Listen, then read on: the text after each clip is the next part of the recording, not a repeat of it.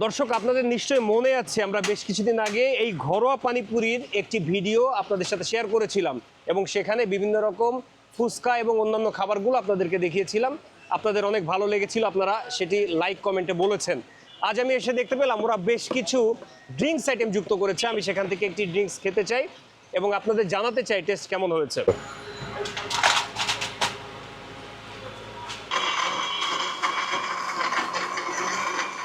50 টাকার মধ্যে লাচ্ছিটা আমার কাছে খুব টেস্টি লেগেছে। বাদবাকি আপনারা খেলে আপনারাই তো বুঝতে পারবেন আপনাদের কেমন লাগে।